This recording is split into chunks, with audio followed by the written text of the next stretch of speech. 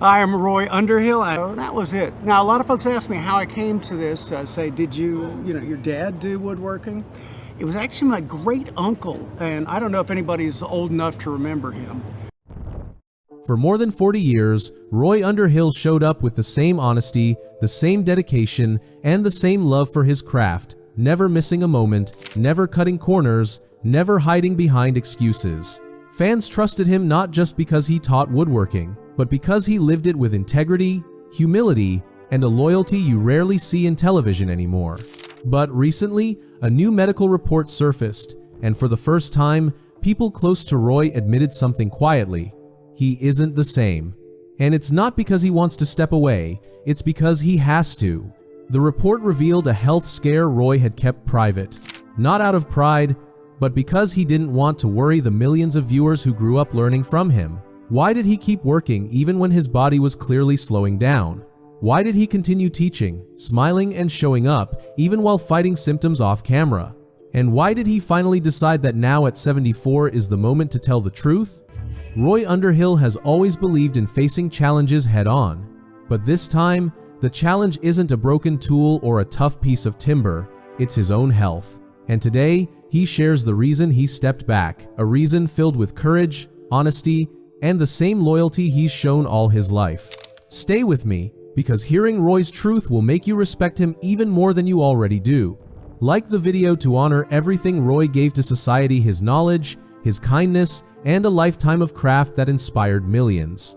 Roy Underhill's story began on December 22, 1950 in Washington, D.C., long before anyone imagined he had become the face of traditional woodworking in America. From the moment he could hold a tool, something about the old ways pulled him in. While other kids chased noise and machines, Roy was drawn to the quiet discipline of hand tools, the feel of real wood, the truth in its grain, the calm that came from shaping something slowly and deliberately. His childhood wasn't filled with luxury or distraction, it was shaped by curiosity and patience. In the 1950 and 60, when the world raced toward modern convenience, Roy stepped in the opposite direction, fascinated by the timeless skills most people were starting to forget. Even as a young boy, he cared more about how something was made than how quickly it could be finished. That mindset, rare in any generation, became the foundation of everything he would one day teach the world. By the early 1970s, his passion took a formal turn. Roy studied forestry, wanting to understand wood not just as a material, but as a living story from the forests where it grew to the hands that shaped it. He learned the science behind every ring, every fiber, every curve. But the surprising part came next. Instead of choosing a predictable career in forestry, Roy made a decision that shocked everyone who knew him. He traveled to London to study at the Royal Academy of Dramatic Art. It seemed like a strange move at first, forestry to theater, but this unexpected twist became the key to his future. Roy wasn't just learning performance, he was learning how to teach with presence, how to hold attention, how to make learning feel like storytelling. It was the perfect blend of craft and character, patience and passion. By the mid-1970s, the Roy Underhill the world came to love had begun taking shape, a man who understood the soul of woodworking and the art of connecting with people. His voice softened the hardest lessons, his humor made centuries-old techniques feel alive again, and his respect for the past showed through everything he touched. Yet nobody, not Roy, not his family, not even the mentors who guided him, could see the storm of success that was waiting just a few years ahead. They didn't know that in 1979, television would call his name. They didn't know millions would one day trust him as the guardian of forgotten crafts. They didn't know he was about to change the way America thought about woodworking forever.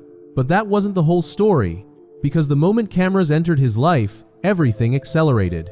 By the late 1970s, Roy Underhill had become something unusual in America, a craftsman who wasn't trying to impress anyone, but simply trying to keep a fading tradition alive.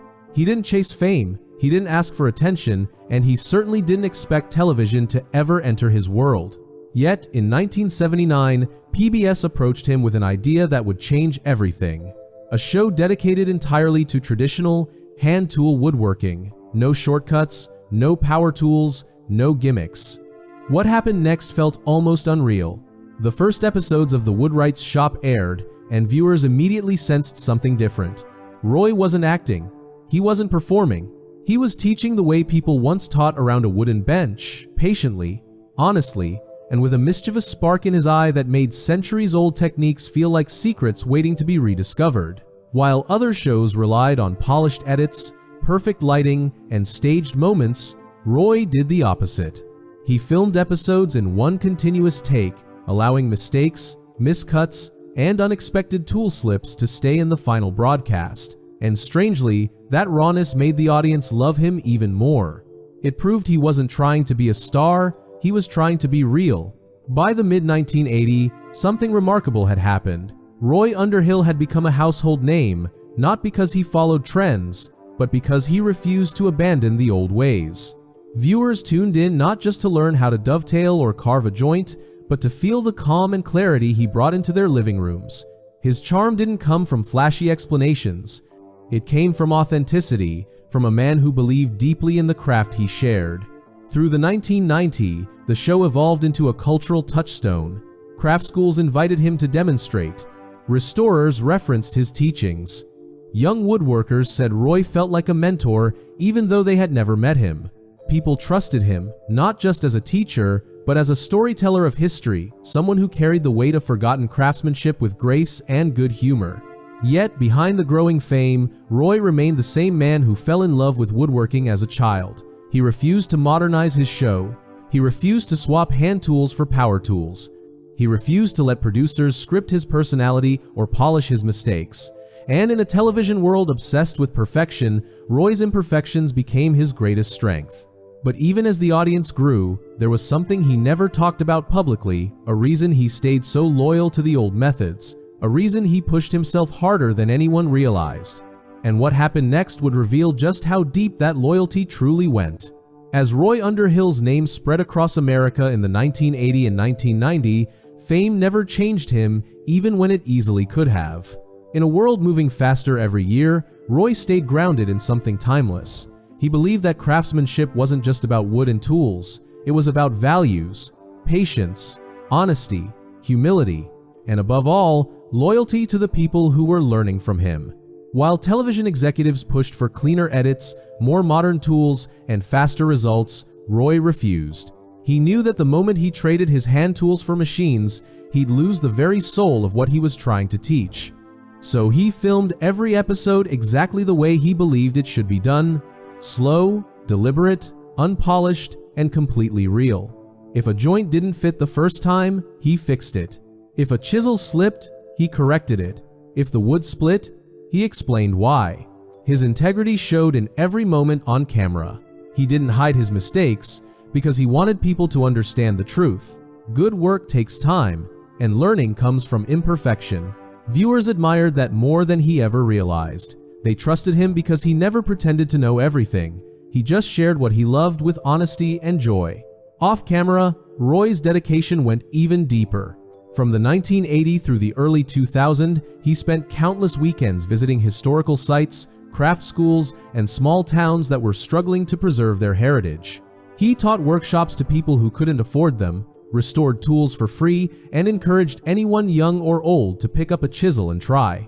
Many craftsmen today credit Roy for saving traditional woodworking from disappearing entirely.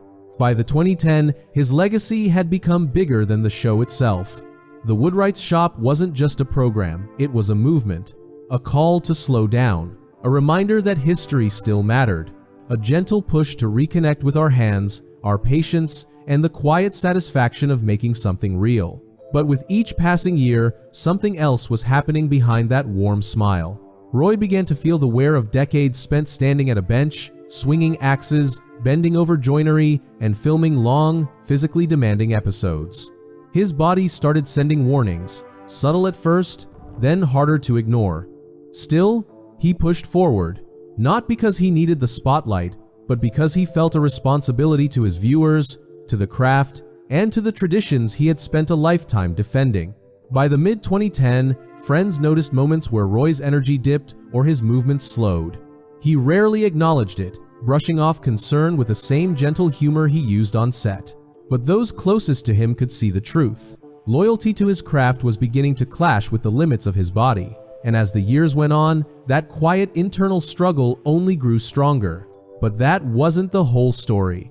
because the signs of what was coming became impossible to hide. By the early 2010, the subtle signs of wear began showing. Roy Underhill still carried the same warmth on camera, but the movements that once came naturally, lifting tools, leaning over joinery, guiding a saw, started taking more out of him than before. He finished every episode with a smile, yet the crew quietly noticed the effort behind it. Filming days grew longer, breaks became more frequent. Moments where Roy paused to steady himself or stretch away stiffness didn't make it to air because he refused to let viewers worry. His pride wasn't about ego, it was about protecting the craft and the calm space he created for millions. Friends saw the truth more clearly. The joints he had relied on for decades were tightening. His energy dipped at times he couldn't hide. And while Roy pushed through with the same loyalty he had always shown, it was becoming obvious that the physical demands of the workshop were starting to outpace what his body could comfortably handle. By the time the show approached its final seasons, these behind-the-scenes struggles were no longer occasional, they were constant. The man who taught generations to work with patience was now quietly fighting his own battle just to keep going. But even then, no one outside his closest circle knew how serious it was or how much Roy was forcing himself to endure. By 2017, Roy Underhill reached a moment he had quietly been preparing for, even if the world hadn't. After 37 seasons, the Woodwright's shop came to an end, one of the longest-running educational shows in American television. On the surface, it looked like a well-earned retirement, a graceful closing chapter for a man who had given everything to his craft. But those who watched closely sensed there was more beneath the announcement than simple timing. When the cameras finally stopped rolling, Roy didn't disappear immediately. Instead, he poured his energy into the Woodwright School, teaching in person throughout North Carolina. From 2017 to 2023, students walked into his classroom expecting a teacher, yet most left feeling like they had met a piece of history itself. Roy taught with the same patience, the same spark, the same loyalty to the craft that defined his life. But by 2022, subtle changes began raising quiet concern. Workshops that once ran effortlessly now required longer pauses. A few events were postponed without explanation. Fans noticed fewer public appearances, fewer videos, fewer updates. Some assumed he simply wanted peace after decades on television. Others wondered if the physical toll they'd seen behind the scenes had finally caught up to him. Rumors began circulating, online talk of persistent fatigue, unhealed strains, long-term joint issues from a lifetime of hard, physical work. Nothing was confirmed, yet the pattern was difficult to ignore. Roy's world, once so open and accessible, was slowly closing its doors.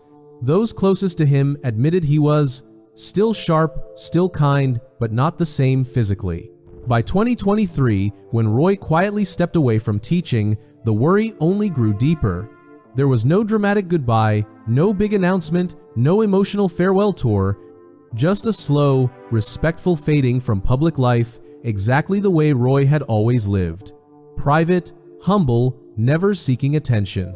But the truth behind his disappearance wasn't just age, and it wasn't just exhaustion, because what surfaced next in late 2024 made every fan question whether Roy's silence was actually a sign of something far more serious. By the end of 2024, the quiet concern surrounding Roy Underhill turned into something far more urgent. A small note buried inside a community update, something most people would have missed, mentioned that Roy had been advised to limit travel and strenuous activity due to fatigue-related complications. No dramatic details, no alarmist language. Yet, for fans who had watched him slow down over the years, the message felt heavier than the words suggested. Almost overnight, speculation spread across woodworking forums and longtime viewer groups. People wondered whether the aches and strain they'd seen in his final years on television had grown into something more serious. They remembered the shortened episodes, the longer breaks, the canceled workshops. The puzzle pieces suddenly looked like they had been pointing to the same unsettling truth. Then came early 2025, when Roy quietly canceled another round of appearances and withdrew from a planned community event. Those who knew him personally hinted that these weren't simple scheduling changes.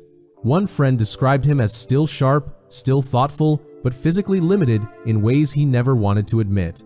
Around this time, a new medical report surfaced, mentioning concerns related to stamina and mobility. Again, nothing dramatic or invasive, but enough to confirm that Roy's reduced public presence wasn't just personal choice. It was necessity.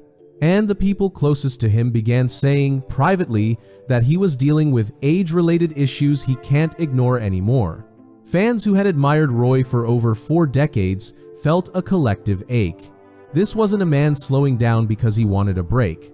This was a man fighting to stay present in a world he loved, even as his body pushed back harder each year. Still, Roy remained silent. He didn't make statements. He didn't explain himself. He didn't ask for sympathy. For months, his absence grew louder, and worry grew heavier, but the value he had always believed in protecting his audience from worry kept him from revealing the full truth. Until he finally realized something. The people who watched him for 40 years weren't just viewers. They were family, and they deserved honesty. That's when Roy, at 74, decided to break his silence, confirming what many had feared and revealing what he had quietly endured for years. Recently, after months of silence and growing concern, Roy Underhill finally stepped forward to address what had been troubling him. He didn't make the announcement through a network or a press release. Instead, he chose a quiet, personal message true to the way he had always lived. And when he spoke, it wasn't dramatic, it wasn't polished, it was honest. Roy confirmed what many had suspected. He had experienced a significant health scare, one he had been quietly managing for years. He explained that the fatigue, the reduced mobility, the sudden withdrawals from teaching, none of it was a choice he wanted to make. His body simply couldn't keep up with the physical demands he had placed on it for nearly 5 decades. But he also revealed something far more powerful. He admitted that he hid his symptoms not out of pride, but out of loyalty. He didn't want the millions of viewers who grew up learning from him to worry, or to see him in a way that overshadowed the joy of the craft. He carried that weight alone because he believed it was the respectful thing to do. Roy described moments where his hands felt heavier than the tools he held, times when bending over a bench felt harder than splitting a stubborn piece of oak, and yet he pushed through, episode after episode, workshop after workshop, because he never wanted anyone to feel shortchanged by his struggle. Then he revealed the part that moved everyone. He said he wasn't stepping back because woodworking no longer mattered. He was stepping back because his integrity wouldn't allow him to give less than his best. At 74 years old, Roy reminded the world that courage isn't always about powering through, it's also about knowing when to rest, when to be honest, and when to trust the people who have supported you for a lifetime. His voice trembled at times, but his message was clear. I didn't want to disappoint anyone. I just needed time. And in that moment, fans didn't feel disappointment. They felt admiration deeper than ever before. Because Roy had always taught more than woodworking. He taught patience, respect, humility, and now he was teaching something even harder, the strength of vulnerability. But his final words hinted at something even more meaningful, a legacy built not on fame or television, but on the countless lives he quietly shaped along the way. If you love Roy, if his kindness or his craft ever touched your life, then subscribe, share this story, leave a comment, and like the video to honor everything he gave to the world.